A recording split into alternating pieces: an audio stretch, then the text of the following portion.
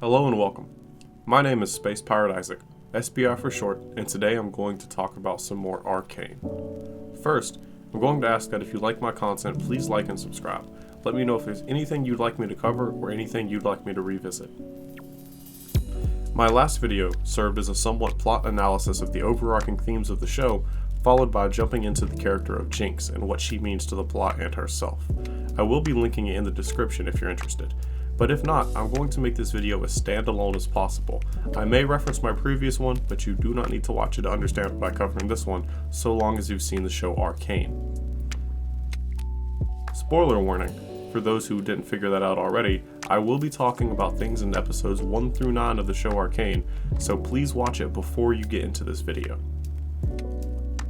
Today I'm going to be breaking down Vi.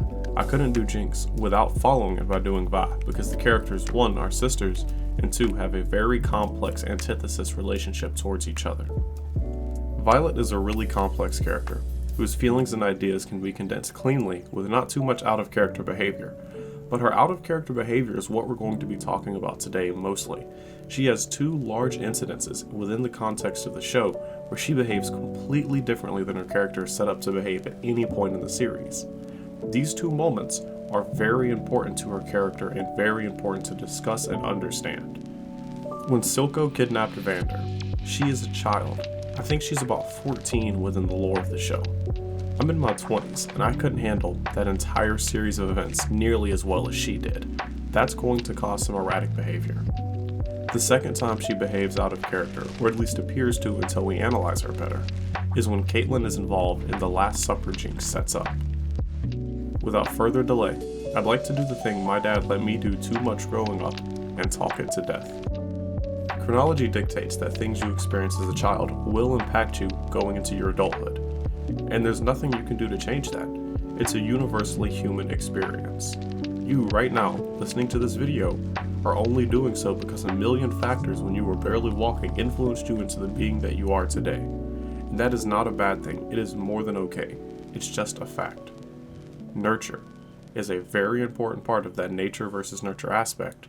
And as long as we're talking about human, or mostly human characters, it will always be the primary aspect that we focus on. Starting in childhood, what's Vi's earliest profound memory? The ones the shows start with. That's the death of her family at the cold hands of class warfare. I know what you're thinking. Isaac, you just talked about class warfare in the last video. Is there some agenda you're pushing? Yes there is. I like it when everyone eats and has a roof over their head. I like it when no one is taking joyrides to the upper stratosphere while children are not able to eat in the same county. I like it when the world is fair. And maybe that's why I like Arcane so much, because it highlights how unfair our world is. There's a call to change, and now the change just has to occur top down, and Arcane points that out. Unplanned politics aside, class warfare is a driving force in much of Arcane. Even the power struggles you see are caste-based within Song. You're in the slumlord or the slumlorded caste, the quick, the crafty, and the dead. This child Violet is orphaned and taken in by the de facto Dilf of Zon, Vander. He's a tough but fair father, protecting his children from backlash, even at the cost of the peace he lost his brother to, the one that permanently changed Silco into the monster that he is up until the end of the show. I personally believe Silco is redeemable, but that's for another video. Vander also makes a point to make Vi understand she's her group's de facto leader. She's the oldest, and the strongest, the fastest, and they all look up to her. She is their guardian. Spoiler alert, she doesn't save everyone. She's 1 for 3. And the one that she did save was the one who killed the other 3. That incident, the team kill of friends Powder accidentally caused, is truly blameless. Children do not know any better, and we cannot blame them for emulating people around them and attempting to succeed. That's what kids are supposed to do. However, that's me, having been raised by a single father of 4, telling you, with my mountains of experience and positivity, from my father what children should and should not be able to do. Powder and Violet did not have that. All Violet had was Vander, Milo, Clagger, and Powder. When that list shortens rapidly, she's overwhelmed by her emotions, realizing that by simply protecting Powder, she never allowed for her to get strong, and simply rejecting Powder, she never allowed for her to get smart. Too much, too quickly. This is the precursor. Vi does what's fair and expected of any teenager or preteen to do when they're overwhelmed, and she screams and lashes out, striking Powder, raging into the void. Except for Powder, a child, this wasn't towards the void, this was raging into her, at her, because of her. Vi realizes this, and she runs. That did save her life, but it also got her incarcerated, where she spends the entirety of our time skip. Vi has been spending her time hardening her bones and her flesh. She is a monster in the body of a woman, and she is beautiful. This earned strength, this taken power is carved from the world, and carved from those who challenge her. She uses what she knew growing up, and attempts to succeed, and becomes a menace, making the guards uncomfortable when they question her. A side note here is she was only in jail for an apartment break-in with a couple of casualties, and another guilty party, Jace, who actually had the legal culpability, and she's still being questioned to this day. Still being questioned to this day comes off a little corrupt to me, and that just highlights the relationship that Piltover and Zalm share. She doesn't know where Jinx is, or even that Powder has changed her name to Jinx and murders at the professional level. She ends up getting out when Caitlin forged documents from her once romantic interest turned counselor's lapdog to the tune of Vi's release. This has a singular goal: to protect the city of Piltover from a then unknown terrorist. The falling in love part was secondary. They share some rom-com moments. Caitlin saves her life and she saves Caitlin's. It's really beautiful, but naturally that cannot last in a gritty post-industrial setting. She finds Jinx, not Powder, and chaos ensues. The voices and hallucinations and some small prodding by Sevika tell her that Caitlin is an enemy and not to be trusted, and that Vi left her for Caitlin. Caitlin and Vi return to the upper crust to plead their case with the council. It does not go well. Jace and Vi form an unlikely alliance, and we see Violet equipped with gauntlets to match her temperament. They queue in duos against the war on drugs, and it culminated in a sincerely beautiful fight between Sevika and Vi. I'm skipping the fight at the factory because that's more towards Jace's characterization than it speaks about Vi's. Sevika and Vi are incredibly similar.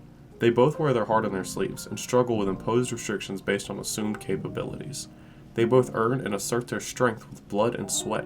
The duality you see here with two punchy badasses is of artistic note and really well done. Sevika, a child of Zon, entrenched herself in the lifestyle and culture of Zon to become a beast. That's why her power, if you will, is Shimmer, the scourge of Zon. Vi, rejecting Zon for all the loss and grief it's caused her, runs off Hextech that she's commandeered, a literal magic for a girl who never had magic to save her as a child. Secondarily, she's Piltover powered in her fist and her heart when she's fighting for Caitlin. The fight is an epic clashing of morals, fist and tables. It goes on for some time, incapacitates both fighters. It's ultimately not incredibly relevant to the plot, actually, but that's okay. It's a badass moment. The final out-of-character moment for Violet is the Last Supper, where Jinx states she's made her girlfriend a snack, and we see a conspicuously head-shaped serving platter being presented. It gives the impression that Caitlin has been removed from the series. It's just a cupcake. Fun and subtle nod to the nickname between Vi and Caitlin, but that's not what matters. What matters is in that moment of panic and inability to help, Vi winced. She moved in pain and saw the look of Caitlin before her eyes, expecting loss. Caitlin is the love of her life, and suddenly all of her behavior out of prison comes into focus. She's not fighting to save Zon, and she's not fighting to save Piltover. She's fighting to save two people, a broken child of Zon and a breaking child of Piltover.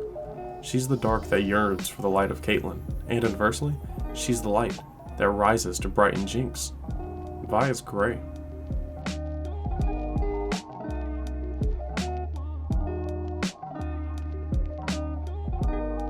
This video was primarily about Vi's motivations and traits.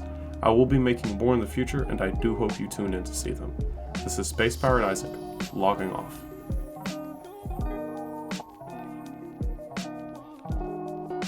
Lastly and specifically, I would like to thank Riot Games Music and all of the wonderful creators that are making free-to-use music for people to use in their videos. It is a wonderful community that I'm slowly becoming involved with. I'm loving everything they're doing. I'm loving their corporate atmosphere. Everything about them just screams that they care about the people who use their products. And I am deeply grateful and very appreciative of the fact that they went out of their way to produce music for people like me to use in our content for free, as long as we don't do anything excessive. and I think that is just wonderful. So I'm going to link it below, the Creator Save Collection. You can search it up on YouTube, click the link in the description either way, and it's going to be some really great content.